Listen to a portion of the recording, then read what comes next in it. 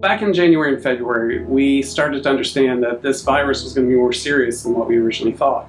And as soon as we started to see that it was going to have an impact on the school, we started meeting with our IT team and our teachers to start planning for what virtual school might look like. So by late February, we were making plans to make that transition so that when mid-March rolled in and we had to go to virtual school, we were ready to go. Yeah, so as Grace has never really done a virtual learning environment in the past, it was brand new for all of our teachers. And they did an amazing job adapting and being willing to learn new tools and be in an environment that's kind of scary and new to them, not having anybody around them and talking into a screen. But they did an amazing job. So when I first learned that Mrs. Gill's idea that we were transitioning into a virtual learning environment was not just aggressive over planning, I cried. And I think a lot of educators did too. I cried because I missed the presence of my students, and I cried for the lost time, the contact time with my seniors especially. And then I cried because I knew the objectives and I knew the skills. I just didn't know how to communicate them without walking around my classroom and being side by side with my students. One of the things I'm most proud of from last spring is how quickly we were able to respond. Because of our planning, because of our incredible staff and just fantastic teachers, we only lost 2 days of instructional time.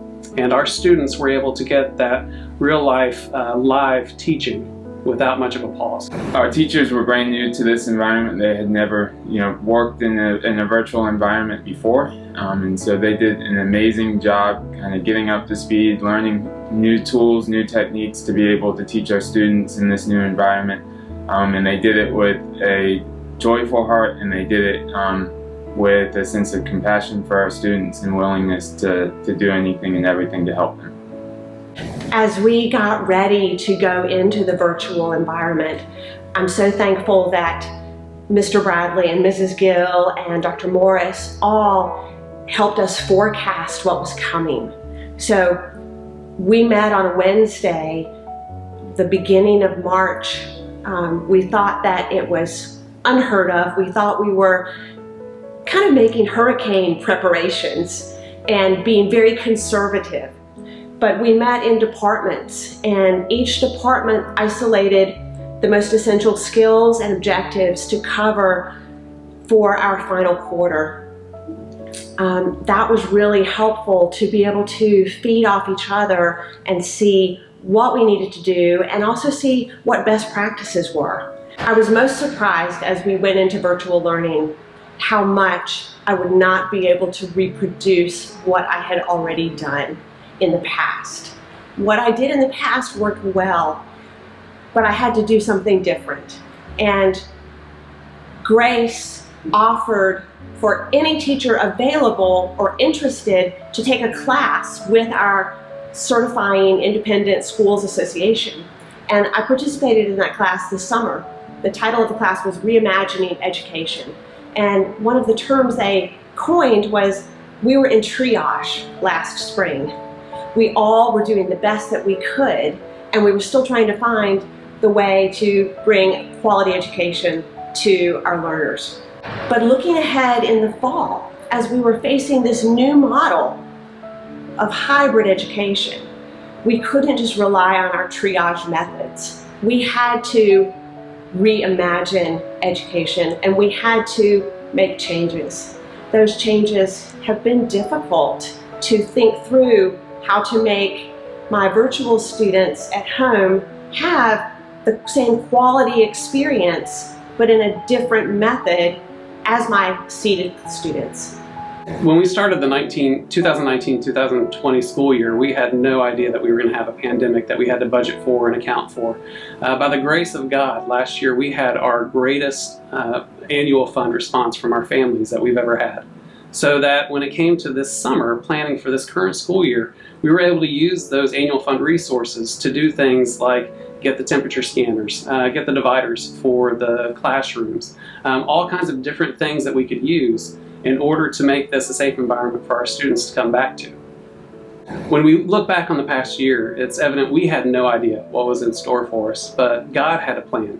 And through His provision, through the generosity of our families, we were able to handle this pandemic. And again, through His grace, we've been able to thrive under these difficult and challenging conditions. Parents at home probably wonder what the dollars spent for annual fund really look like. And I was at the wonderful gala that we all enjoyed right before our lockdown. We had no idea that would be our last social event.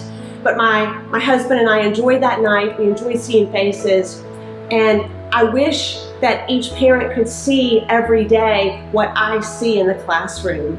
The iPad that I use to interact with my students at home and my students in the classroom came from annual fund money.